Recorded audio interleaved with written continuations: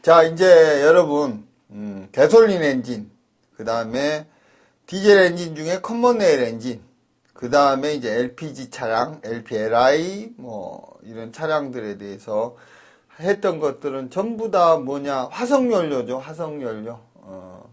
그래서 화석연료를 저가 방식으로 할 건지, 아니면 뭐, 착화 방식으로 할 건지, 이렇게 해서 이제 엔진을 봤는데, 이제 엔진을 버려야 되겠죠.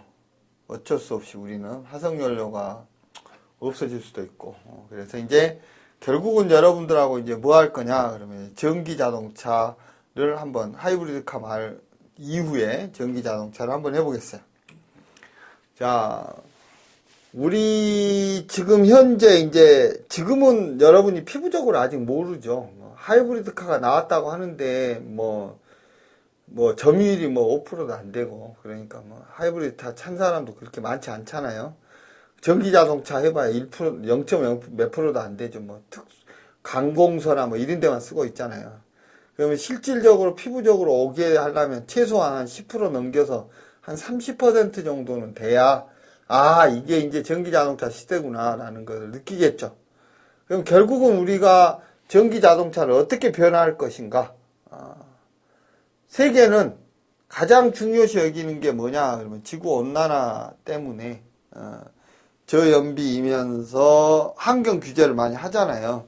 그러다 보면 결국은 화석연료 가지고는 내가 아무리 재순환을 잘 시키고 뭐 크린 디젤 형태로 간다고 하더라도 결국은 이걸 규제 조건을 이제 만족하는 엔진을 만들어내긴 힘들 거라고요. 그럼 결국은 이제 화석연료를 쓰지 않은 대체 연료나 그렇지 않으면 이제 순수한 EV카로 전기 자동차로 가야 되지 않을까라는 생각을 합니다. 그래서 이제 세계적으로 그린카 개발 경쟁은 할 수밖에 없어요. 왜냐하면 뭐 경쟁을 해서 선점을 하게 된다 그러면 이제 뭐 그 자체가 바로 뭐야, 그렇죠? 미래 자동차의 어떤 선두주자가 되니까. 지금 중국 봐보세요. 엄청나잖아요. 중국이 제일 처음에 배터리 기술이 좋아가지고 전기 오토바이가 굉장히 잘 나오다가 이제는 그 사람들 생각이 뭐냐 그러면 바퀴 2개 대신에 4개 달고 그 다음에 배터리 차저 능력 키우고 그 다음 충전율 높여서 조향 스티어링만 잘하면 바로 그게 전기 자동차 아니냐. 그러다 보니까 실질적으로 이제 아마 전기 자동차 라인 쪽은 중국이 아마 선도주자가 되지 않을까요? 그럼 우리도 우리 같이나 일본 같은 데는 또 굉장히 그걸 맞춰서 따라가야 되겠죠. 그럼 이제 결국은 이 환경 규제라는 것은 뭐냐 하면 신차의 CO2 규제를 강화시킬 거고, 이제 평균 자동차 자회사들의 평균 연비도 규제를 할 거고, 그 다음에 제로에 가까운 크린 디젤 자동차를 이제 의무적으로 만들어라, 이런 규정이 강화될 거단 말이죠. 그래서 친환경의 기술 정책이 필요하지 않냐. 그래서 이제 제로에 가까운 그린카는 뭐 세계적으로 계속 지원해주고 했잖아. 보조금 지원해주고 기술 개발 자금도 해주고. 그럼으로써 자연스럽게 이제 순수 EV 카를 개발이 필요하게 된 거죠. 그래서 이제 이게 성공을 하게 되면 경제적인 부가가치는 비용으로 환산이 불가능하죠.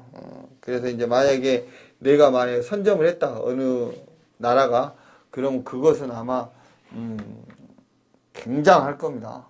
그래서 이제 결국은 전기 자동차를 개발하는 방향은 뭐냐 그러면 화석연료는 점점 어때요?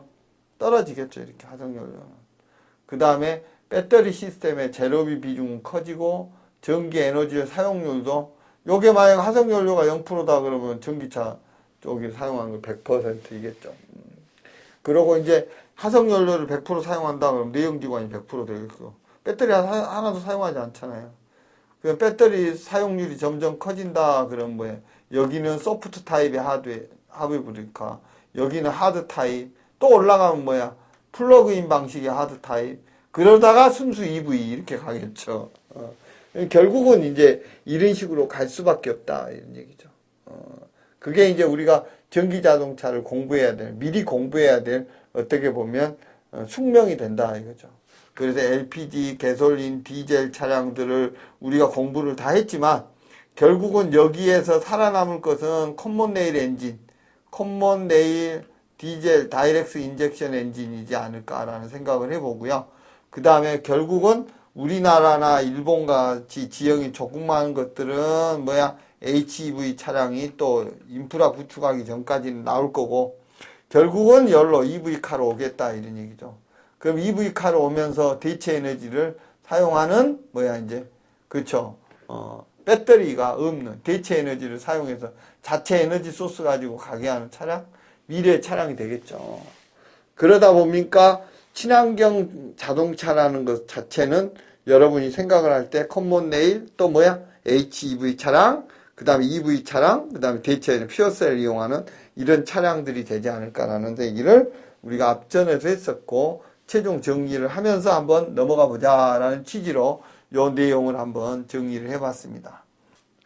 그러면 이제 전기 자동차를 보급하는 핵심 3대 요소는 뭐냐? 자, 요게 구축이 안 되면 우리는 전기 자동차를 탈 수가 있어 없어? 없다 이런 얘기죠. 그래서 이제 제일 먼저 우리가 전기 자동차 쪽에서 해야 될 게 뭐냐? 배터리 성능입니다. 자, 배터리 성능은 뭐냐? 내가 동일한 팩 안에 모듈을 집어넣을 거고 그 모듈 안에 셀이 있을 거고 그럼 이 셀의 한 셀이 일례로 5V죠. 와, 장난 아니죠. 지금 리튬 이온 같은 경우 2.8V 정도밖에 안 되는데 그렇게 해서 만약에 동일 팩 안에 동일 성능이 나오면서 집진력은 만약에 굉장히 높은 형태의 어떤 그 배터리가 개발이 됐다.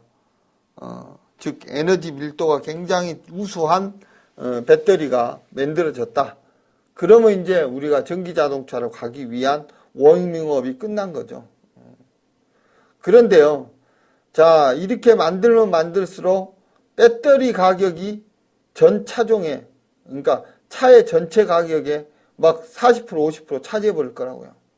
그러니까 실질적으로 고밀도의 배터리 팩이 완성됐고 요게 상용화돼서 가격 코스트가 다운된다. 그러면 이제 우리 EV카를 상용화 시켜서 전체 나가는 걸 한 30%로 한번 올려볼까 전 차량에 그러면서 자연스럽게 화석연료로 얘기한 내연기관 시스템을 줄여볼까 70%로 요런 이제 방안을 만들려고 하겠죠 이제 그렇지 않습니까?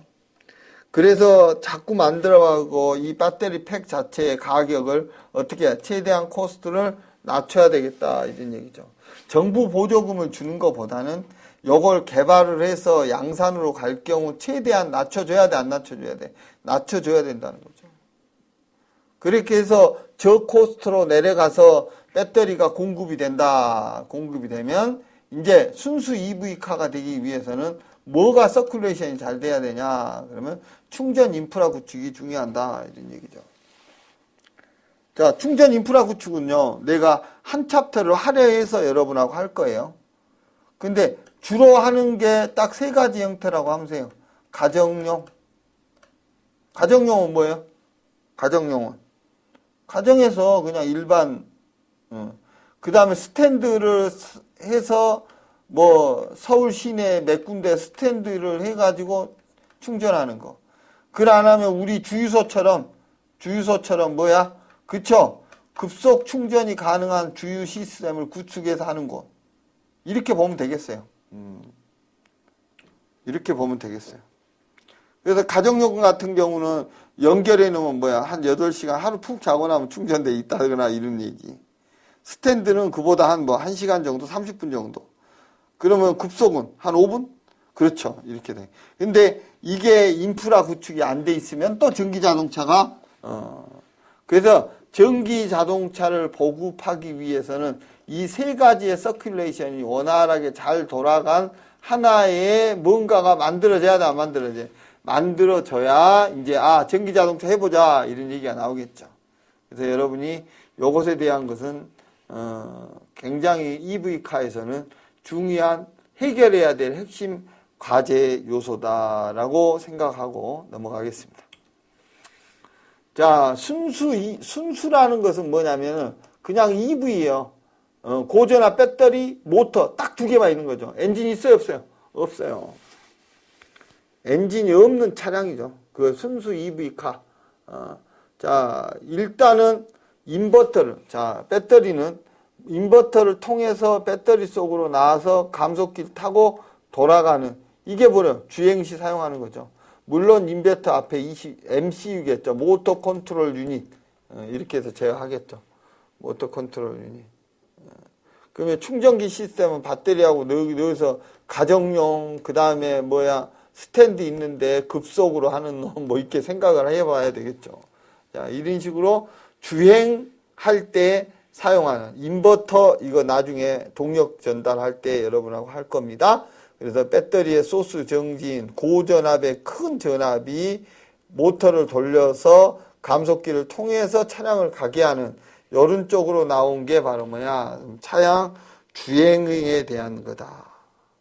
자, 회생제동은 뭐냐? 그러면 내가 만약에 브레이크를 밟거나 그 다음에 이렇게 언덕이 있는데요. 내려올 때는 어떻겠어요? 내가 에너지의 출력 동력이 필요하지 않죠. 그럼 남아있는 전기를 요 모터가 발전기가 돼서 뭐가 된다고요? 발전기가 돼서 백으로 인버터를 통해서 배터리에 충전하는 이런 걸 회생제동이라고 합니다. 그래서 이것은 내가 급작스럽게 확 브레이크를 밟다 그러면 동력이 필요 없으니까 들어오고, 그 다음에 내리막길을 확 내려간다든가 이럴 때 회생제동이 돼서 미미하나마 뭐 하는 거야? 그치, 차저를 시켜주는 그걸 회생제동이라고 얘기를 합니다. 그 다음에 이제 안전이 정차해 있을 때 세 가지 방식, 가정집, 스탠드, 급속, 이렇게. 어떤데 이런 말도 있어요. 야, 핸드폰 갈아 끼듯이 배터리를 리프트에 차량을 들어서 교체해. 교체하면 1분도 안 걸리겠죠.